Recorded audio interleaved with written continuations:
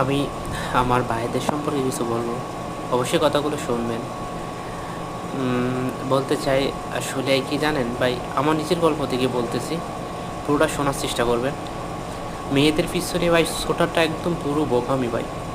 আপনি মেয়েদের সাথে চ্যাট করতেছেন, তার জন্য অপেক্ষা করতেছেন ভাই, এটা আপনার পুরো ব্যর্থা, পুরো ব্যর্থ ব্যর্থ আপনার জীবনটাই ব্যর্থ হয়ে যাবে। কারণ কি ভাই, এই সময় নষ্ট, এই যে অপেক্ষা করা, একটা মেনে একটা মেন্টালি ফ্রেশা, মানে সব দিক থেকে আপনি সুখী থাকবেন না। আরে ভাই, আপনার কি একটা জীবনে মেয়েই সব?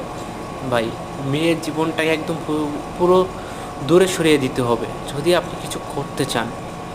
ভাই জানেন, সমাজে যদি টাকা থাকে না ভাই, আপনার পকেট ভর্তি টাকা থাকলেও না ভাই, আপনার সম্পর্ক মানুষের অভাব হয় না ভাই।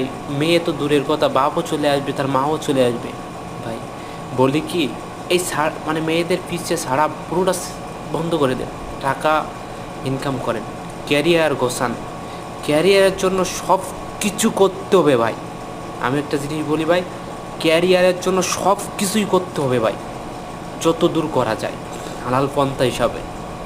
নিজের ক্যারিয়ারকে প্রাধান্য দিতে হবে, নিজের ক্যারিয়ারকে কাজ করতে হবে। আমি এতদিন পরে এটাই বুঝতে পারছি ভাই, আসলে মেয়ের জিনিসটা ভাই কারোর বন্দি থাকে না ভাই। এর কাছ থেকে এখানে এখানে ছুটে বেড়ায় ভাই, এর পিছনে সময় দিয়েন না ভাই।